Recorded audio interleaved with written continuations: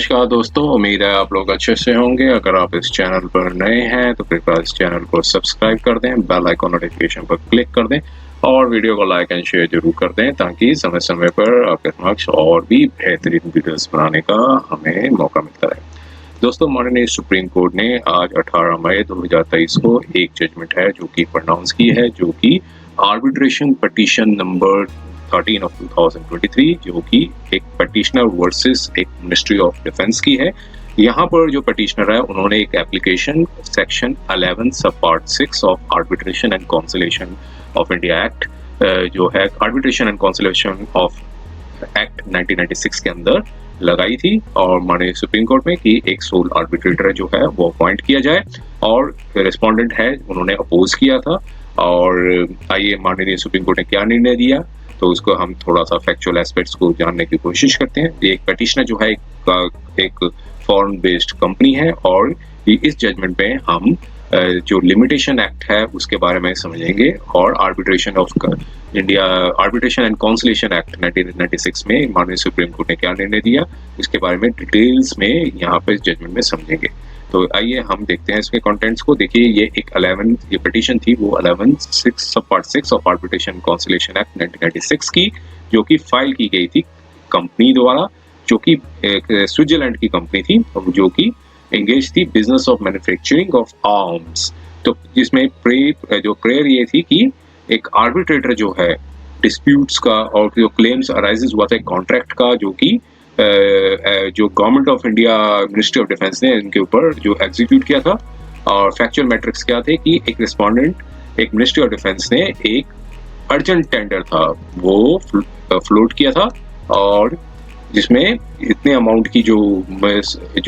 Ammunition है वो जो प्रोक्यूरमेंट के लिए निकाला था जो फास्ट ट्रैक प्रोसीजर था और पिटिशनर ने पार्टिसिपेट किया था टेंडर प्रोसेस में और अपनी बिड थी ऑफर की थी और टेंडर था जो कि ओपन हुआ 21 दिसंबर 2010 को और पिटिशनर को डिक्लेयर किया कि ये एक लोएस्ट एक्सेप्टेबल बिडर है। नेगोशिएशन होने के बाद कॉन्ट्रैक्ट एग्जीक्यूट हुआ, साइंड हुआ 27 मार्च 2012 को और डिस्प्यूट जो था वो अराइजेस हुआ एक इन रिलेशन टू एक wrongful encashment of warranty bond by the respondent और warranty bond of A respondent ने अपना लेटर था वो 16 फरवरी 2016 को दिया जब उसमें डायरेक्शंस दी कि चीफ एग्जीक्यूटिव ऑफिसर जो state bank of India Frankfurt branch Germany को कि वो इनकैश करें WBG नंबर 100 और जो फुल वैल्यू है 2,17,993 यूरोज थी जो रिमिट करें अकाउंट को जो principal controller of defence accounts हैं गवर्नमेंट के जो अकाउंट में उसको रिमिट करें। और जो लेटर था वो 16 फरवरी 2016 की उसको फॉरवर्ड भी कर दिया गया था पिटिशनर को और जो एक्शन था पार्ट ऑफ रिस्पोंडेंट का कि जो इनकैशिंग ऑफ लिक्विडेटेड डैमेजेस थे वो इसलिए लिया गया था कि जो डिलेनेस हुई है जो सप्लाई ऑफ गुड्स थे एक कॉन्ट्रेक्चुअल टाइम पीरियड के बाद दिए गए हैं और रिस्पोंडेंट ने अपना लेटर भेजा 24 फरवरी 2016 को इन्फॉर्म किया पिटिशनर को और इंस्ट्रक्शंस दिए बताया कि जो WBG जो इनकैशमेंट जो है वो इशूड हो चुका है आफ्टर बिल ड्यू स्क्रूटनी और एनालिसिस जो केस को पूरी तरह एनालिसिस करने के बाद जो कि पिटिशनर ने पुट अप किया था एक लेटर भेजा 24 अक्टूबर 2014 को और सच इनकैशमेंट जो हुई है वो अप्रूवल हुई है with the ministry of defence से और रिस्पोंडेंट ने जो कि वाज आल्सो अकॉर्डिंगली सैंक्शनड जो अकॉर्डिंग जो सैंक्शन किया जा चुका है प्रेसिडेंट ऑफ इंडिया से द्वारा जो कि डिटेक्ट किया गया है इतना अमाउंट ऑफ जो यूरोज था और जो रिकवरी थी वो एप्लीकेबल थी liquidity damages from the petitioner से इन अकॉर्डेंस विद दैट जो कॉन्ट्रैक्ट था 11 अगस्त 2016 को और इसलिए रिस्पोंडेंट ने 26 सितंबर 2016 को डिटेक्ट कर दिया अमाउंट जो कि एप्लीकेबल था लिक्विडेटेड डैमेजेस का और जो अमाउंट था वो क्रेडिट हो चुका है गवर्नमेंट अकाउंट में एज पर जो इंस्ट्रक्शंस थे जो लेटर था 11 अगस्त 2016 का और जो कि इशूड हुआ था प्रेसिडेंट ऑफ इंडिया के बिहाफ पे। इसलिए क्लेम्स जो था पिटिशनर का उसको रिजेक्ट किया जाता है और इसलिए पार्टीज ने चूंकि आगे ये बताया गया कि जो पार्टीज थी वो कंटिन्यू करती रही engage themselves as the bilateral discussions में ताकि पॉसिबिलिटी को एक्सप्लोर किया जा सके जो डिस्प्यूट अराइजेस हुआ है imposition of the liquidated damages और इनकैशमेंट ऑफ WBG। लेकिन जो रिस्पोंडेंट ने अपना जो लेटर है 22 सितंबर 2017 को इन्फॉर्म किया कि जो एक्शन जो लिया गया रिस्पोंडेंट द्वारा वो कॉन्ट्रैक्ट के टर्म्स के अकॉर्डिंग लिया गया है और पिटिशनर को एक सफिशिएंट अपॉर्चुनिटी दी गई थी कि वो अपना केस प्रेजेंट करे।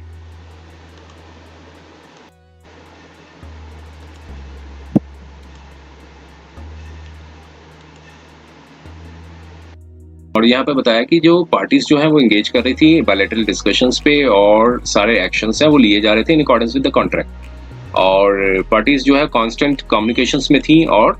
पिटिशनर ने रिक्वेस्ट की थी कि वो रिक्वेस्ट को कि वो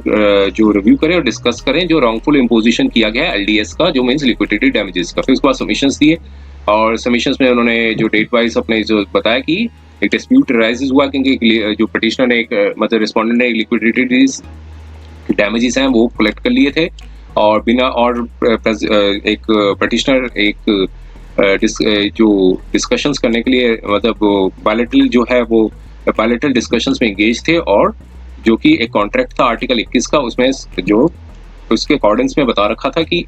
जो उनके अकॉर्डिंगली वो उन्होंने वो सारे जो टर्म्स एंड कंडीशन वो कॉम्प्लाई किए हैं। और फिर पिटिशनर रिक्वेस्ट की थी कि रिस्पोंडेंट को कहा था कि वो अपने रिव्यू करें डिस्कस जो रॉन्गफुल इम्पोजिशंस जो लिक्विडेटेड डैमेजेस जो है रिकवर किए हैं और अपॉर्चुनिटी दे दी है पिटिशनर को कि वो अपनी पोजीशन को एक्सप्लेन कर सके। और उसके बाद कोविड आ गया 2020 में माननीय सुप्रीम कोर्ट ने भी एक सुओ मोटो रिट पिटिशन थी सिविल की, वो जो अपना उसमें डिसीजन दिया था कि जो पीरियड ऑफ लिमिटेशन उसे एक्सटेंड किया जाना चाहिए। और रिस्पोंडेंट ने जो एक नोटिस दिया कि 18 फरवरी 2022 को नोटिस दिया कि पिटिशनर ने कोई ऑब्जेक्शन रेज नहीं की invocation of the arbitration proceedings में। और रिस्पोंडेंट जो है वो रिस्पोंडेंट ने सजेस्ट किया कि वो सोल आर्बिट्रेटर अपॉइंटमेंट रखने के पक्ष में नहीं है, इसलिए वो 3 मेंबर्स जो है वो अपॉइंट करना चाहते हैं आर्बिट्रल ट्राइब्यूनल्स का। और सबमिशंस देने के बाद कोर्ट ने ये मतलब पिटिशनर ने यही कहा कि वो बायलैटरल जो डिस्कशंस में एंगेज थे। आर्टिकल 21 का जो कंटेंट्स थे वो यहाँ पर रिप्रोड्यूस किए और रिस्पोंडेंट ने है इसको अपोज किया। और रिस्पोंडेंट ने अपोज किया कि जो क्लेम जो है अपोजिट पार्टी का वो टाइम बैरिड है और इवन जो पिटिशन दिया वो भी टाइम बैरिड है। और अब जहाँ पर एनालिसिस करने के बाद कोर्ट ने यहाँ पर बताया कि जो सेक्शन 11 सब पार्ट 6 है आर्बिट्रेशन एक्ट का, उसमें कई टाइम पीरियड के बारे में नहीं बताया है। और कोई भी अगर सोल आर्बिट्रेटर के लिए एप्लीकेशन फाइल की जाती है, लेकिन साथ में सेक्शन 43 जो 1996 का जो आर्बिट्रेशन एक्ट है उसमें बताया गया है कि लिमिटेशन जो एक्ट है 1963 है वो अप्लाई करेगा प्रोसीडिंग्स पे। तो ये उसके कंटेंट्स हैं यहाँ पर रिप्रोड्यूस किए सेक्शन 43 के। और फिर उसके बाद आर्टिकल 137 ऑफ लिमिटेशन एक्ट के बारे में बताया कि अगर कोई पीरियड लिमिटेशन प्रिस्क्राइब ना हो तब इसमें जो पीरियड ऑफ लिमिटेशन है वो 3 इयर्स का होता है। इसलिए जो जब rights to the apply accrues होते हैं, तो यहाँ पर ये सारी जजमेंट्स थी उसको सबको एनालाइज किया। अब फाइनली जो क्या डिसीजन दिया उसके ऊपर हम चलते हैं। कोर्ट ने ये देखिए ये बताया कि जो प्लेन रीडिंग करने के बाद जो लेटर जो भेजा गया था उसमें ये बताया कि जो पार्टीज ने जो डिस्प्यूट्स थे वो करप्ट हुए थे 2014 में। और उसके बाद जो 2016 में जो मिनिस्ट्री जो रिस्पोंडेंट है उसने अपनी कम्युनिकेशंस जो है दे दी थी कि उन्होंने जो लिक्विडिटी डैमेजेस हैं वो डिटेक्ट कर लिए हैं। और अब यहाँ पर बताया कि बायलैटरल जो डिस्कशंस हो रही थी वो सफिशिएंट नहीं है, क्योंकि अब जियो मिलर इसके केस के ऊपर जो रिलाई किया और उन्होंने बताया कि इंटायर हिस्ट्री ऑफ नेगोशिएशन जो है वो प्लीड होनी चाहिए और प्लेस्ड ऑन रिकॉर्ड में लाना चाहिए कि तब कंसिडर किया जा सके कि हिस्ट्री जो फाइंड आउट, ताकि पता चले कि ब्रेकिंग पॉइंट कहाँ है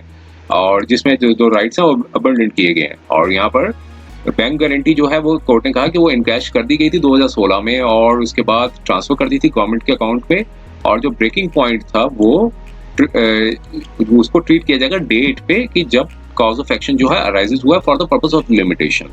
और अब यहाँ पर कहा कि नेगोशिएशन बेशक आप 10 साल करें 20 साल करें, जब कॉज ऑफ एक्शन अराइजेस हुआ है। अब नेगोशिएशन होने से ये नहीं है कि जो कॉज ऑफ एक्शन जो है वो पोस्टपोन नहीं हो जाता for the purpose of limitation.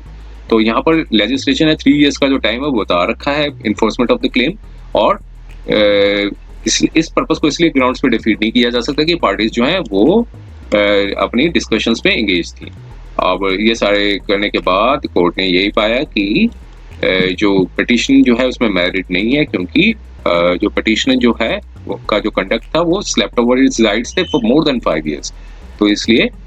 जो पिटिशन है वो फेल होती है और उसको रिजेक्ट किया जाता है। तो ये जजमेंट थी जो कि आज ही आई है 18 मई 2023 को। तो उम्मीद है ये वीडियो आपको पसंद आया होगा। अगर ये वीडियो आपको पसंद आया कृपया इस चैनल को सब्सक्राइब कर दें, बेल आइकन नोटिफिकेशन पर क्लिक कर दें और वीडियो को लाइक एंड शेयर जरूर करें ताकि समय समय पर और भी बेहतरीन वीडियोस बनाने का मौका मिलता रहे। समय देने के लिए बहुत बहुत धन्यवाद।